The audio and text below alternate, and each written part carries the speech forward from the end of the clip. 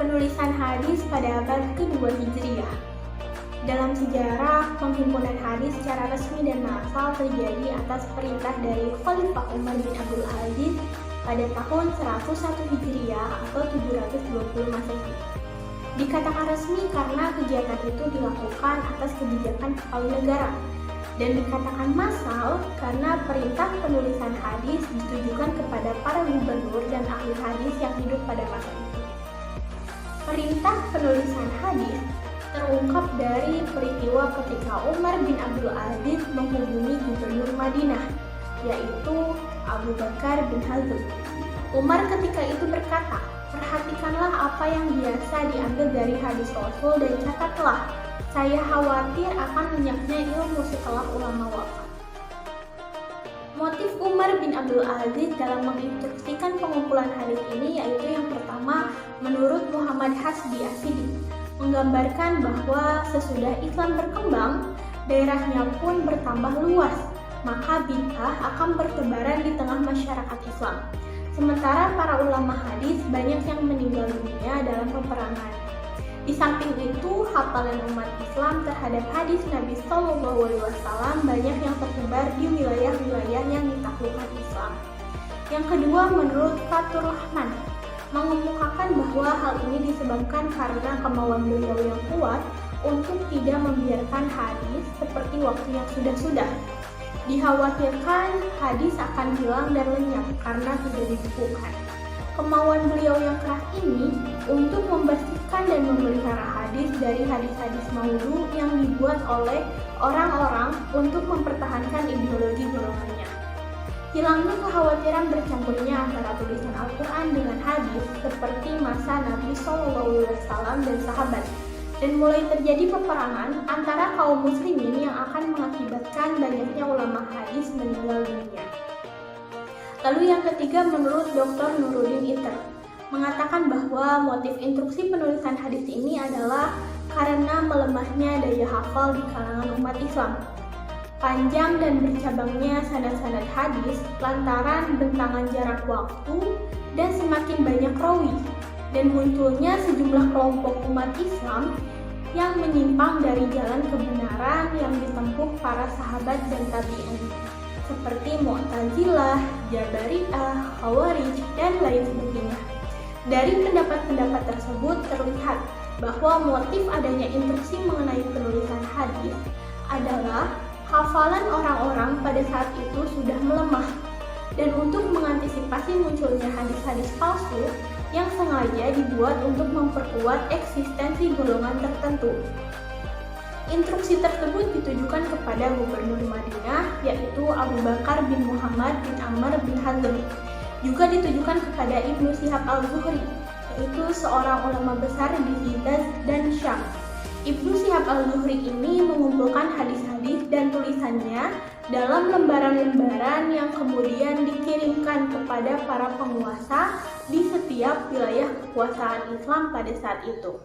Karena itulah sejarawan dan ulama menganggap bahwa Al-Zuhri adalah orang yang pertama membukukan hadis secara resmi atas perintah dari Khalifah Umar bin Abdul Aziz. Sistem pembukuan hadis pada abad kedua Hijriah ini masih sangat sederhana, yakni hanya sekedar mengumpulkan tanpa memperhatikan dan menyelisih hadis dari fatwa-fatwa sahabat dan tabi'in. Para penulis atau tepatnya para pengumpul hadis cenderung mencampur adukan antara hadis Nabi SAW dengan fatwa sahabat dan tabi'in. Mereka juga tidak mengklasifikasikan kandungan matan hadis menurut kategori isinya.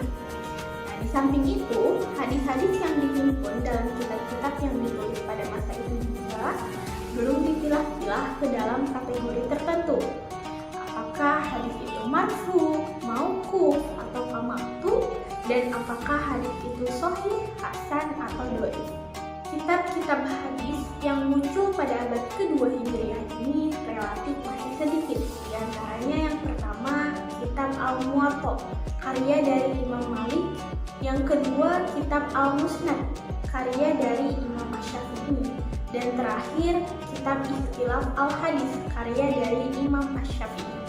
Lalu ada tokoh-tokoh pengumpul hadis pada masa ini setelah periode Abu Bakar bin Abi bin Ibnu Syihab al-Zuhri, yaitu yang pertama di Mekah, yaitu Ibnu Jurayj pada tahun 150 Hijriah. Yang kedua di Madinah, yaitu Abu Ishaq pada tahun 101 Hijriah dan Imam Malik pada tahun 179 Hijriah. Yang ketiga di Basrah, yaitu Al-Rabi bin Sabi pada tahun 160 Hijriah, lalu ada Sa'id bin Abi Arubbah pada tahun 156 Hijriah dan Hamad bin Salamah pada tahun 176 Hijriah. Yang keempat di Kufah, yaitu Sufyan al-Thawri pada tahun 161 Hijriah. Yang kelima di Syam atau Syria, yaitu Al-Auza'i pada tahun 156 Hijriah. Yang keenam di Wasit atau Irak, yaitu Hashim pada tahun 188 Hijriah. Yang ketujuh di Yaman, yaitu Ma'mar pada tahun 153 Hijriah. Dan terakhir di Khurasan atau Iran, yaitu Jarir bin Abdul Hamid pada tahun 188 Hijriah dan Ibnu al-Mubarak pada tahun 181 Hijriah. Materi kedua yaitu pembukuan hadis pada abad ketiga Hijriah. Sejarah perkembangan hadis pada abad ketiga mengalami masa kejayaannya. Pembukuan hadis pada masa ini sangat marak dilakukan oleh para ulama. Tahap ini ditandai dengan inisiatif para ulama untuk membukukan hadis secara khusus.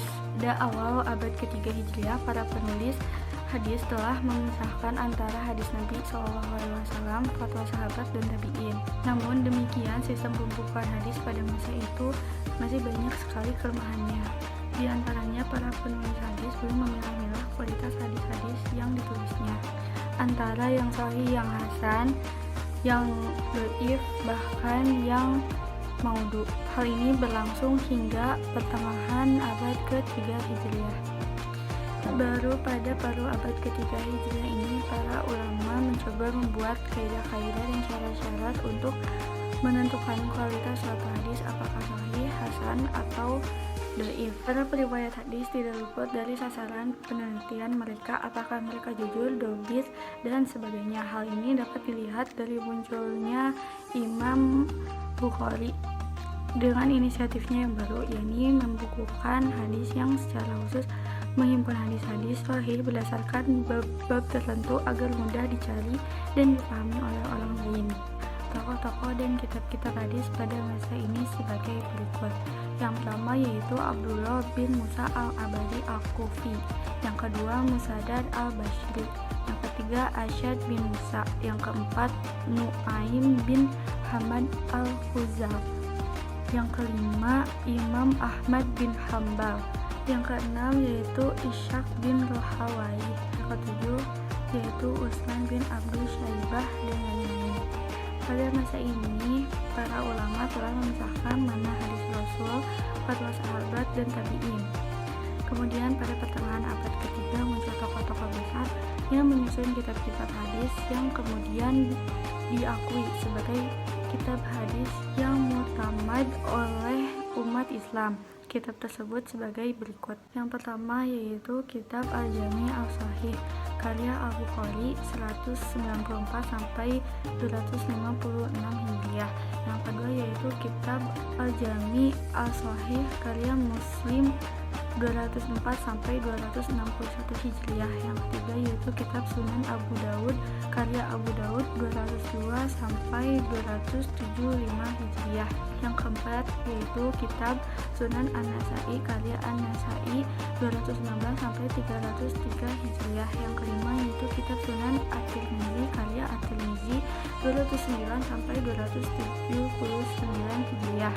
Yang keenam yaitu Kitab Sunan Ibnu Majah karya Ibnu Majah 209 sampai 273 Hijriah. Berikutnya yaitu sistem pembukuan hadis pada abad ketiga Hijriah.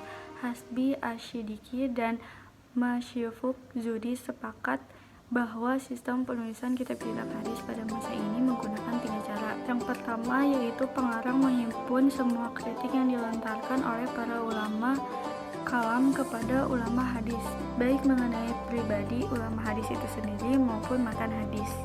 Yang kedua yaitu para pengarang menghimpun hadis secara musnad, yakni menghimpun semua hadis dari tiap-tiap sahabat tanpa memperhatikan isi hadisnya dan nilai kesahihan dan ketidaksahihannya.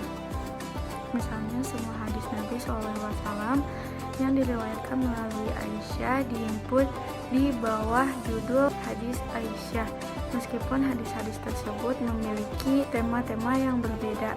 Kitab-kitab hadis yang disusun dengan menggunakan sistem ini antara lain yang pertama yaitu Musnad Ahmad karya Ahmad bin Hambal, yang kedua yaitu Musnad karya Ahmad bin Rahawayh, ketiga yaitu Musnad karya Ubaidillah bin Musa, keempat Musnad karya Al-Humaydi, yang ketiga pengarang menghimpun hadis secara bab-bab seperti kitab dalam topik yang sama. Ulama-ulama yang menempuh cara ini terbagi menjadi dua golongan, yaitu yang pertama hanya menghimpun hadis-hadis sahih aja seperti Al-Bukhari dan Muslim dalam kitabnya, dan yang kedua menghimpun hadis-hadis baik yang sahih maupun yang tidak seperti Abu Dawud dan penulis kitab Sunan lainnya dalam kitabnya yang berjudul Sunan. Penulisan hadis pada abad ke-4 sampai ke-7 Hijriah. Mengutip pandangan Az-Zahabi bahwa tahun 300 Hijriah dipandang sebagai tahun pemisahan antara ulama mutaqaddimin dan mutaakhirin, sebab pada umumnya karya-karya ilmiah mereka dalam lapangan hadis berbeda-beda. Ulama mutaqaddimin hidup sebelum tahun 300 Hijriah menghimpun hadis Nabi tanpa mengutip dari kitab-kitab sebelumnya, tetapi dengan jalan terdengar langsung dari gurunya dan mengadakan penelitian sendiri tentang matan hadis dan periwayatnya. Karena itu mereka tidak segan-segan mengadakan perjalanan ke daerah-daerah Islam mengecek kebenaran hadis-hadis yang didengarnya. Kitab-kitab yang ditulis dengan cara ini adalah Al-Kutub As-Sittah. Kitab-kitab tersebut adalah kitab-kitab yang muktamad yang kemudian dijadikan sebagai kitab induk di bidang hadis. Ulama mutaakhirin atau hidup di sesudah tahun 300 Hijriah menghimpun hadis-hadis berdasarkan kitab-kitab yang sudah ada. Nah, usaha mereka hanya sebatas pada penyusunan sistematika, membuat ikhtisar atau syarat terhadap kitab-kitab tersebut. Karena itu, menurut Mustafa As-Subai, pada abad keempat hanya tokoh-tokoh hadis yang tapi periwayatan hadis sangat sedikit. Karya mereka semata-mata mencatat yang telah dikumpulkan oleh tokoh-tokoh yang telah mendahulunya dengan berdasar pada hasil pengujian mereka. Sekian dari kami, terima kasih telah menyaksikan, semoga bermanfaat.